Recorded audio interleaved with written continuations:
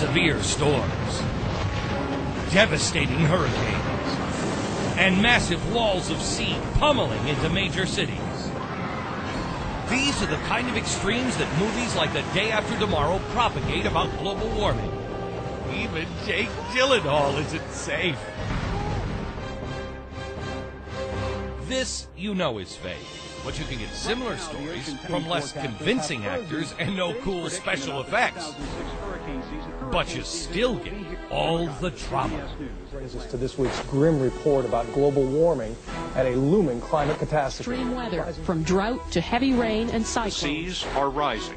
Hurricanes will be more powerful like Katrina, and polar bears may be headed toward extinction. We don't see that happening. Tornadoes are not increasing. The frequency of hurricanes is not increasing. The world is heating up fast, and we have ourselves to blame. I'm going to tell you something about the media and global warming that you don't hear real often. It's not all your fault, okay? The problem with the media is that it's essentially become a business, and everything's got to be more sensationalized. This just isn't hype and scaremongering, that global warming is real. The fear element drives the media, and the media drives the hype. Fear is part of the equation now. When I started out in 1970s, global cooling was the consensus. He's not exaggerating. Take a look at this article from the LA Times in 1978. No end in sight to 30-year cooling trend in Northern Hemisphere. Or Time Magazine's big spread from 1974 asking, another ice age? Newsweek said global cooling evidence had begun to accumulate so massively that meteorologists are hard-pressed to keep up with it. Just switch out warming for cooling, and they've written this before. It's true. The hype has been steady. The only thing that has changed is the temperature of the catastrophe. Take a look at this headline from the New York Times in 1959 claiming a warmer Earth evident at the poles. But just 2 years later, in the same newspaper, we find this. Scientists agree world is cooler. Even in the mid-90s, the Times was talking about a frozen Earth. Except it wasn't the 1990s, it was 1895. You get whiplash reading these things. My whole career has been going around saying the climate changes all the time. Get used to it. Cool animation of Florida and Manhattan drowning. Ha, cool, huh? You've seen these horrific scenarios everywhere based purely on catastrophic hypotheticals that dramatically exaggerate even what the UN says. It's Al Gore's best supporting actor. The word if. If we have an increase of 5 degrees, if Greenland broke up and melted, if this were to go, sea level worldwide would go up 20 feet. Where he's misleading is that he gives the impression that this is something that is likely to happen. The likelihood of this is next to nil. The IPCC report is that the upper limit of sea level rise by the year 2100 is going to be about 23 inches. That's why Al Gore makes up 20 feet. The truth isn't scary. Just look at the difference between Greenland's ice melt in Al Gore's scenario when spread out over a century versus what the IPCC projects. To come up with 20 feet is really grasping at straws, I think, but it does make a dramatic image. It makes a startling announcement, and that is where, as I heard one commentator say, it makes blood shoot out of my eyes. Gee, I wonder who he could be talking about. All right, how about another co-star? It's the so-called hockey stick graph. This is the version shown by Al Gore. However, the original version used by the IPCC contained a wide margin of error not shown in an inconvenient truth. Inconvenient, huh? Critics say there's even more missing. There are 2 factors that most climatologists think happened that don't seem to be included in it, which are the Little Ice Age, which is a very cold period that ended in the late 19th century, and the medieval warm period around 1000 or so. Since the 3rd UN report, for which this was the smoking gun, there's been a 4th UN report.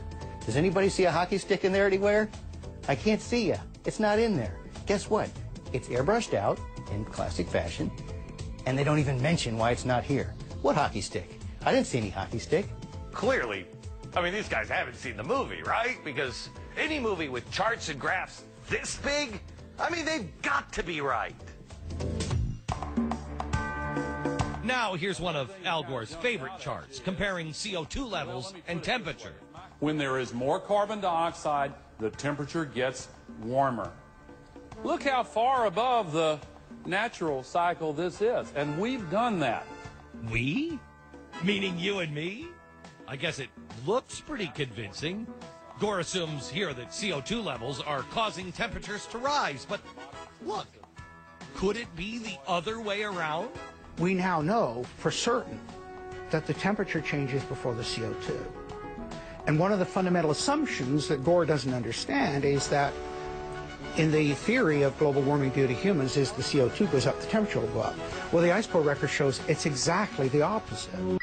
Chris, one thing that somebody could Google right now, and you watched the movie and you said, oh, geez, I wish people would just Google this fact. In the movie, Inconvenient Truth, what would be the one fact they should Google? Well, the cause and effect relationship of CO2 and temperatures. Obviously, temperatures go up throughout history. The scientific literature is fairly clear, fairly uniform. Temperatures go up, then CO2 concentrations go up. CO2 does not drive temperature.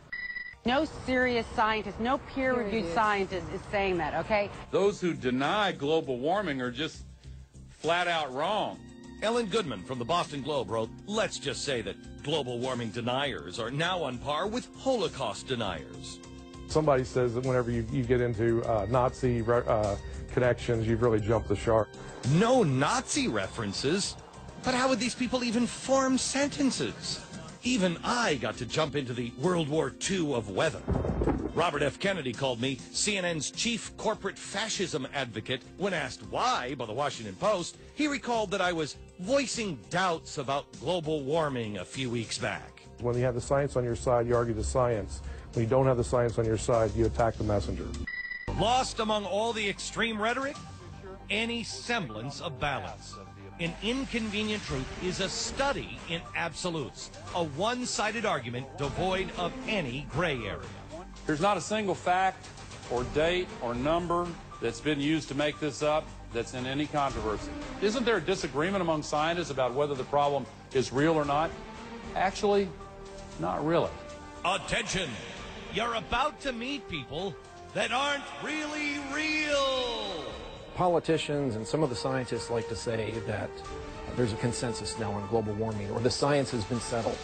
But you have to ask them, what is there a consensus on? Because it really makes a difference. What are you talking about? The only consensus I'm aware of is that it's warmed in the last century. They completely ignore the fact that there's this thing called the Oregon Petition that was signed by 19,000 professionals and scientists who don't agree with the idea that we are causing climate change.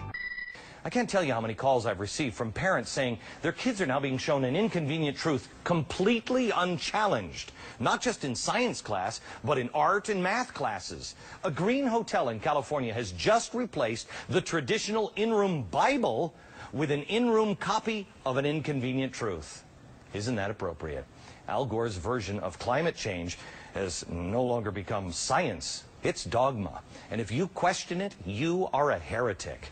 You'd think that scientists would look back at their history when out-of-control churches locked them in towers to stop progress and realize that just yelling the debate is over and these people are heretics or Nazis as loud as you can is not really the best way to advance science. However, many have discovered that it is the best way to secure funding. For now, all we can do is look for sober solutions in a world drunk on hysteria. The debate is not over. I have a feeling it's just beginning. From New York, good night.